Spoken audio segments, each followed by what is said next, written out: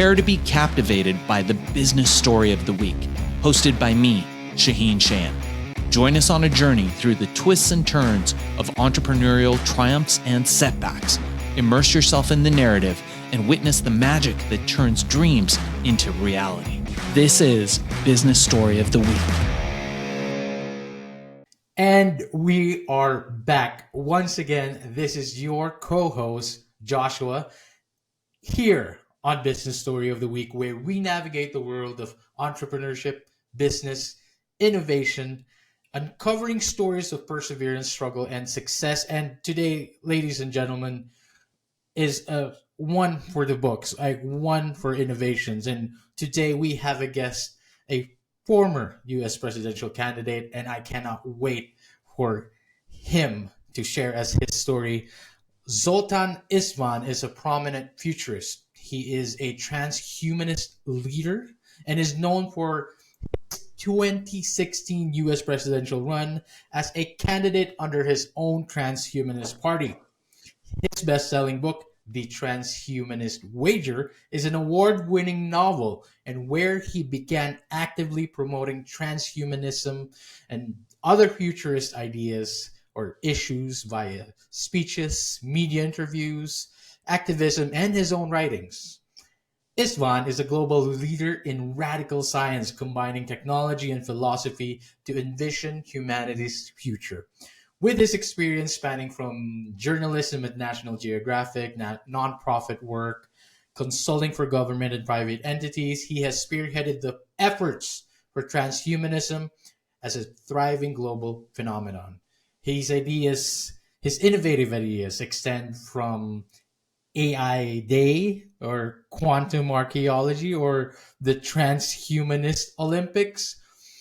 Istvan is also an accomplished athlete, of course, credited with inventing the extreme sport of volcano boarding. We need to talk a little bit about that. He's also, of course, a self-made entrepreneur and currently resides with his family in San Francisco. Mr. Zoltan Istvan, I need no longer introduction than that for you. How are you doing? Thank you for gracing us with your presence today. Well, thank you so much for having me. That's awesome. I really like to get into this. There's obviously a lot of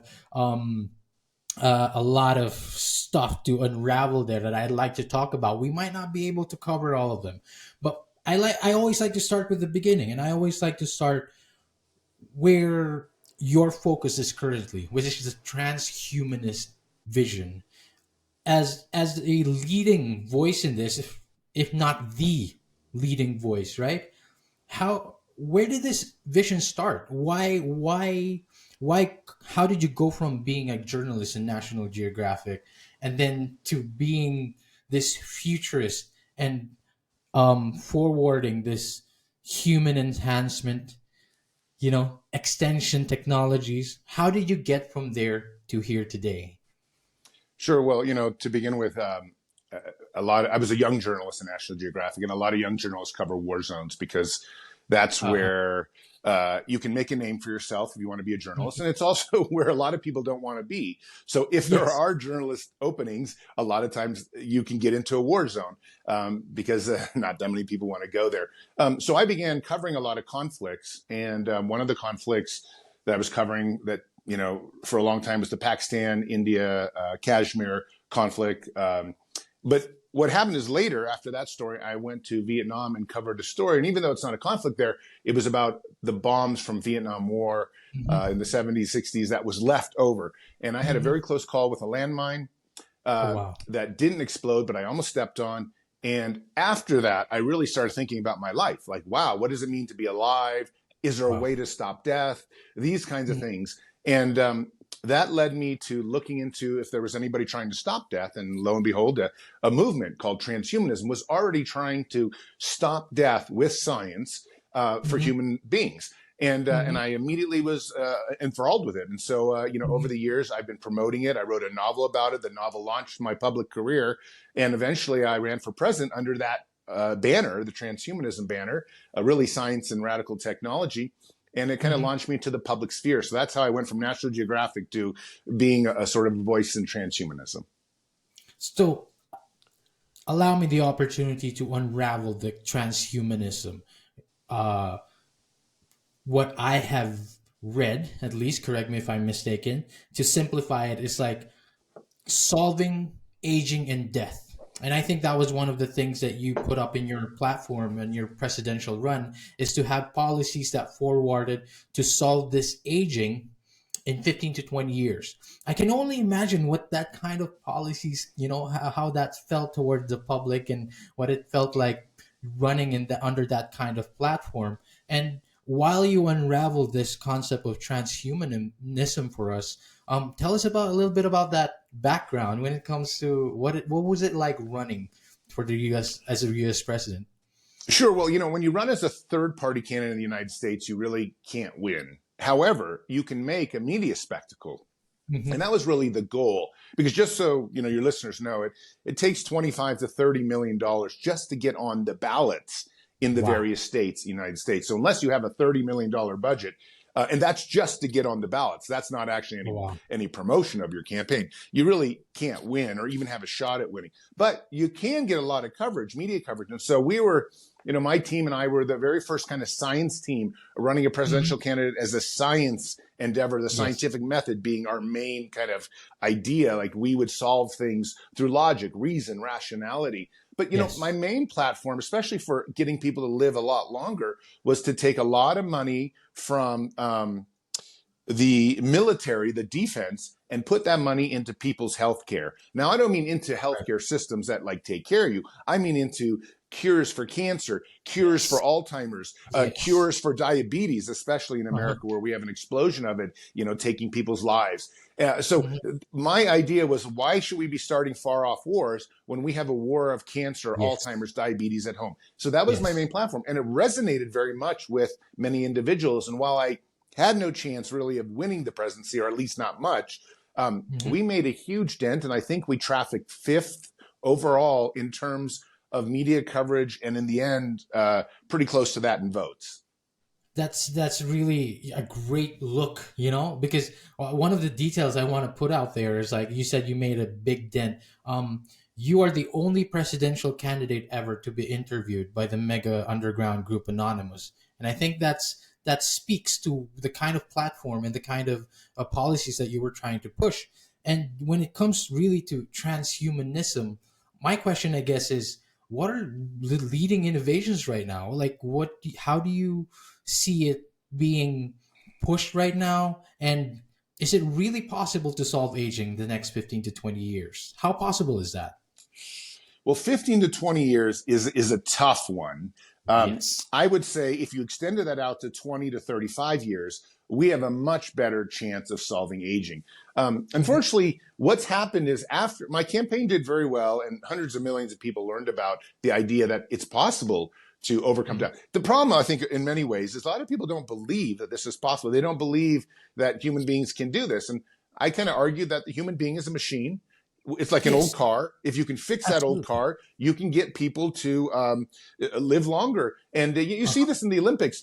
Every single time we have an Olympics, brand new world records are born, because athletes keep getting better at training, and they keep getting better at eating. They keep getting better at being healthy. So we can keep getting better. And I think what's going to happen here is, maybe in the next 10 to 20 years, you're going to see some huge results, because in the last 5 years, many billions of dollars have flowed in. So when I was running for president, there was only the longevity industry was a $5 billion industry. Right. Today, the longevity industry is 150 to 200 billion. So the amount of money pouring into the researchers and the scientists has gone up 1,000% or more. So we should start seeing the results of that in the next 5 to 10 to 15 years. And then I think more and more people are going to join the crusade. And, that could become $1 trillion going towards extreme longevity in the next 10, 15 years. Once that happens, you will see results, because unfortunately, whether you like it or not, science is really a matter of money. If we put the money into the science, we will see results. But if we don't have many researchers, so we need to triple, quadruple the amount of researchers and scientists working on this problem. Yes, absolutely. That is a mind-blowing fact, by the way. That's like a perspective that kind of broadens it, because $150 billion in the longevity industry. And of course, it makes sense that it's going to blow up like that, because people don't want to die. And the concept of aging and solving death isn't really that far off if you think about it. It's not in the realm of possibilities, or outside the realm of possibilities, so to speak. We can definitely It's something that we can definitely solve. And I love how you said that we need to put in the money, of course, before we start solving things. That's why there are leaders like you who are pushing these voices. I really just kind of want to dig in a little bit on that. And just, is there any particular technology right now that is standing out for you? I want to talk about that a bit more. Anything, one or two, that stands out that you think is going to be pushed? Because you talked about nutrition, science nutrition, that athletes getting better. What are the more advancements that we need to look out for?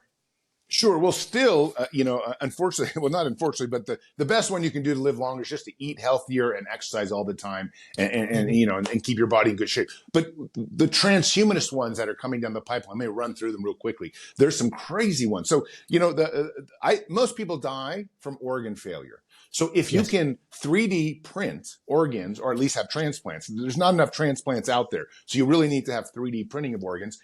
You Mm-hmm. can solve death. For example, unfortunately, my father passed away from heart failure 6 years ago. But had we had a 3D printed heart, and they are working on these right now, Mm-hmm. artificial hearts, we may have been able to keep him alive longer. Now, Yes. that's one way, 3D printing organs. So when you die from organ failure, you don't actually die. Another way would be through genetic editing. And this might actually hold the biggest promise. The Yeah. idea that you can adjust your cells, you can change your cells just by Yes. introducing shots. And so a lot of money is Mm-hmm. going into this one. This is probably, my money is on this one right now. And of course, there are also far off ways, weird ways. For example, we would upload our mind to a computer, and there Yes. you have a clone of yourself in the virtual world. But it still would be Mm-hmm. you in all the algorithms. It takes perfect scans of your brains, of your Mm-hmm. neurons, of your subatomic matter, and basically uploads it just like it was and has a program where it can run it. That's another way of immortality. But, I think most of us transhumanists would like to stay in our flesh and just be able to rejuvenate our biology and stay Mm-hmm. that way. And maybe sometimes go into the clouds with our minds, like Elon Musk Yes. is working with Neuralink. But I think right now, the money is on staying as a biological entity, Yes. and just learning how to essentially re-engineer our biology and Yes. reverse our aging process so that we might stay healthy at age 35 forever. Mm-hmm. Mm-hmm. I love that, the way you put that, staying our biological machinery, so to speak, right? And it again, that's what makes it not inside the realm of possibilities. It's totally possible, especially that we can take care of our bodies, we can extend it longer. Of course, there's CRISPR as well, right? With our genetic editing, we can really make designer babies, so to speak, now, who could probably live longer. And of course, it makes sense that money is pouring into this. And I really love that there is a real movement behind it. How did it seem like when you were running for president, like talking about this? What did it look like among all the other candidates? What was the, well, we knew the feedback, but what did it look like for your end? Well, of course, it was met with a lot of joking by the public, but the media, thankfully, and some of the intellectuals and some of Mm-hmm. the, academics out there really was like, wait a sec, is this guy just 10 years ahead of his time? And lo and behold, it sort of turns out that I was. And so what happened is it spurred my presidential run, which was, we had the New York Times embedded with us. We had Der Spiegel from Germany. We had the Telegraph from England. I mean, we had so much coverage. It was great. And we drove a giant bus across the country. The bus was a coffin bus, and 40-foot coffin bus. And what happened is, at first it was sort of a little bit of a jest, a joke, Uh-huh. but people started thinking, wait a sec, if he's right, and in 10, 20, 30 years, we're going to overcome death, what does that mean for society? And all of a Mm-hmm. sudden people started thinking, well, this is great. Then I don't have to say goodbye to my parents because they may not die. I don't have to say goodbye to my child who's dying from leukemia. There are all these reasons that you actually would want to live indefinitely. And plus, the world's becoming fascinating. We're starting to have all the space travel. And I mean, we can get off planet in maybe 2030. So it's an exciting time to be alive. It is. It would be sad to miss, the Star Trek era, which is essentially where we're going to. So I think a lot of people started saying, well, this is a strange and funny campaign. There's something deep down to it that is real. And, 10 years later, I might run again in 2028 or something. I think the reception of a presidential run like that will be received much more realistically. Like, it's not so funny. There's now hundreds and hundreds of billions of dollars going into this, and it's really just a matter of time before we figure out how to end aging. So what's the world like after that? You definitely have my vote, Mr. Istvan, if you do run Thank back you. again 28. If I can vote in the US, of course. For our audience and listeners out there, Mr. Istvan was talking about the immortality bus. And you covered that in a cross-American tour. You called it Immortality or Bust, which was pretty fun and clever. And I love that. I love that this is, I think, is a sound, how do you call this? It's a sound platform for the future. And it's definitely something that is worth speaking about right now. And right now, you mentioned the implications of solving death in the next 10 years and being alive. What a time to be alive. I agree with that. But being alive further on to experience all these advancements and all these things that's happening. But tell me, with your background in philosophy, of course there are these implications, right? This ethical, perhaps moral implications of a long life and this rapid technological advancement. What do you see are things that we need to look out for? And what do you think will be our major challenge and hurdles when it comes to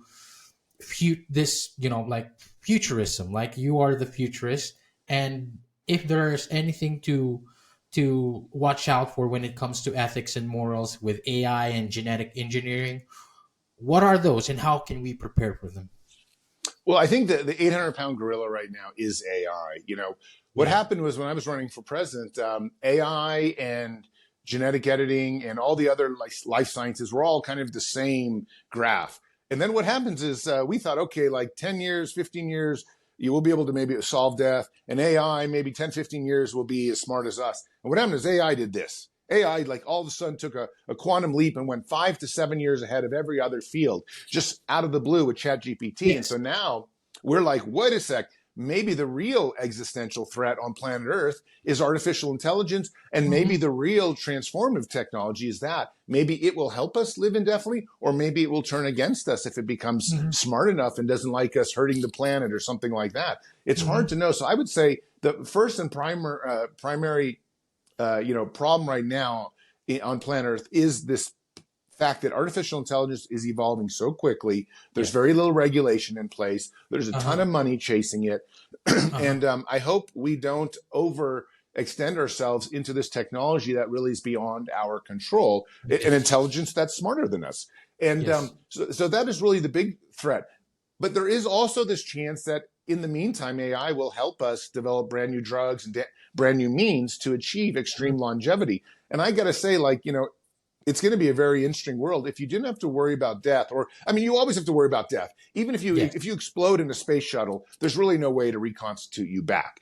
But we probably will have cures for cancer. We probably will have ways to reverse aging. We probably will have ways to keep you young and healthy. So what do you do? And that would put a tremendous amount of pressure on economics. Because, if everyone lives forever, then all of a sudden there's no retirement. But maybe that'll be great for innovation, because a person would then get 4 or 5 PhDs and do 5 or 6 jobs over 500 years. And, there could be a huge amount of innovation that happens. So it's hard to say exactly what the world's going to be like. But I can tell you that if we're not careful, AI could become the kind of the emperor of all existence. And we have to be careful that humans don't get left out of the loop. That is. I also want to point that out. Like, it's kind of like a danger and a fear that corporates are controlling the biggest, especially AI right now, and we can't really trust them to put us as the first, importance or a priority and all that. But the way you describe everything, it really is kind of like a future that is hard to envision until we're actually there. But I guess with all these things that is happening, especially with AI, that we need to be careful and hopefully we don't overstep our bounds before we even get to that kind of future. Again, I'm particularly glad that there's a leader and a voice in front of this kind of movement. I want to talk a bit about your book, The Transhumanist Wager. First of all, the wager. What is the wager, and what is the influence behind this? What is the inspiration behind this? You were discussing in the book, you discuss future possibilities like the ones that we've discussed just now. But what really inspired you to get to this, to write this? What is the core message, and what do you hope leaders would take away from it? Sure. Well, I think the book was written basically based on Pascal's wager, this famous wager of a Mm-hmm. scientist, I think 17th century, that or 18th century, that said, listen, it's they believed in God, and God should give you an afterlife. And if Mm-hmm. you believe in God, you have a better chance getting to the afterlife than not. It's a very simple wager. Yeah. But the transhumanist wager states that, wait a sec, we have another way to get to an afterlife or eternity. And that eternity is by using science and technology to achieve Uh-huh. it. It actually doesn't even discount Pascal's wager, because you still might believe in God and you still might get to life with God later. But in the meantime, the way to extend your life now from 100 Uh-huh. years or 80 years could to a 5,000 years is through transhumanism, through that kind of science and technology. So do you dedicate all your energy and resources, such as I have, to Uh-huh. promoting and to trying to build this industry so that people, our age can still be Uh-huh. alive? Mm-hmm. At some point we're going to overcome death. It's really just a question of time. But I'm Yes. 50 years old. Will it happen in the next 30 years before I have my heart attack like my father?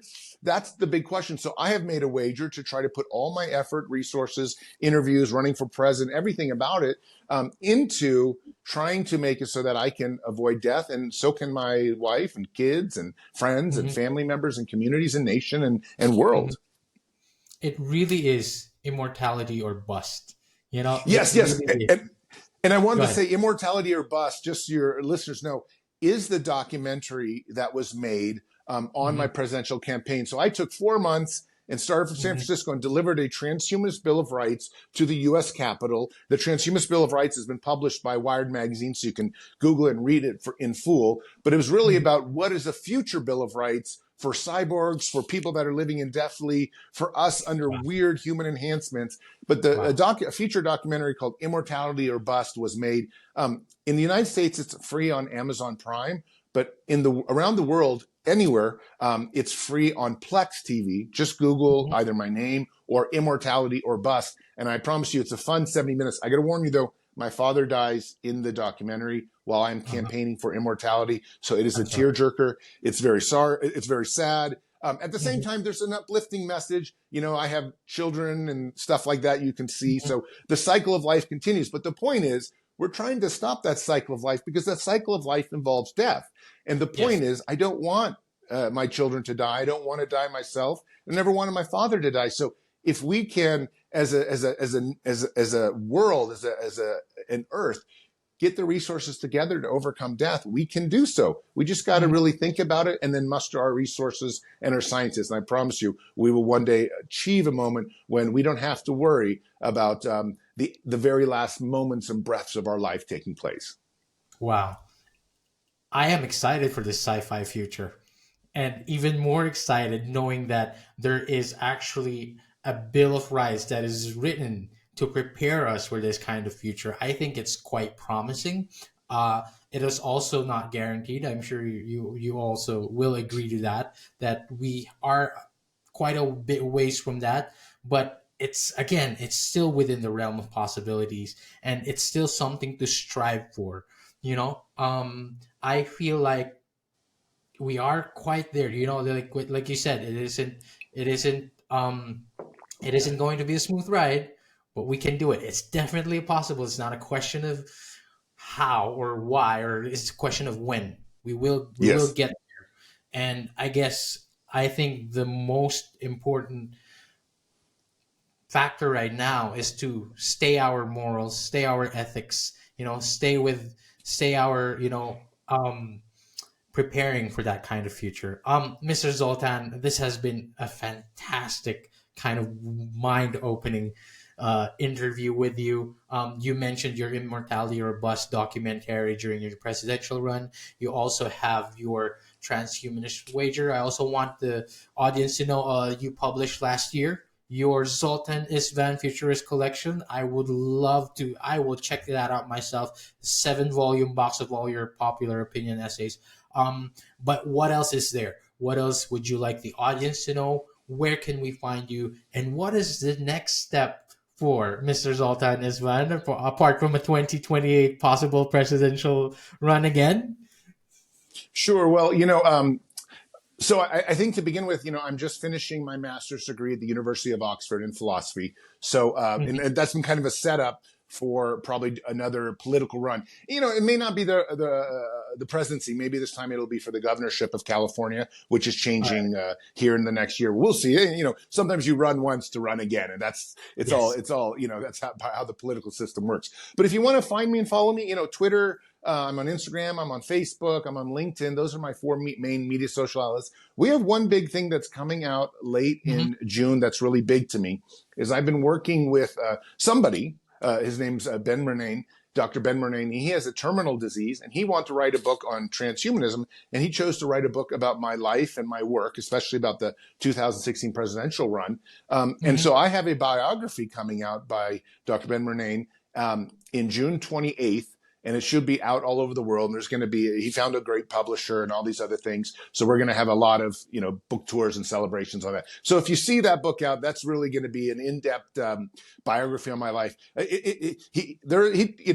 He's not exactly a fan. He just chose to write a biography. So it's a very objective book. There are some things that I disagreed with in the book, but I think overall, the documentary too, Immortality or Bust, I disagreed with how they filmed parts of it. However, that's what makes these artworks really great, is that they don't actually promote me. They sort of bash me to some extent, but you get a real objective on the thing that I'm trying to do, as well as where the transhumanism movement is. So this book called Transhuman Citizen, Zoltan Istvan's Hunt for Immortality, will be out June 28th. And that's one of my big things coming up this year with book tours and stuff. That is fantastic. I am looking forward to that. And for all the audience and listeners out there as well, you heard it here. Definitely watch out for that. Check out all the things and all the other accomplishments and accolades that Mr. Zoltan Istvan has shared with us today. And your wisdom, of course. Thank you so much. And once again, I think it is a future to look forward to. And I am glad that we have you at the forefront of it. Thanks so much for having me on. Fantastic. See you in the future. Take care. All right, so here's the thing. We try to get a little bit better every day, but we can't do it without you. So if you like the video, make sure to like and subscribe below. And if you have any comments, just leave them in the space under.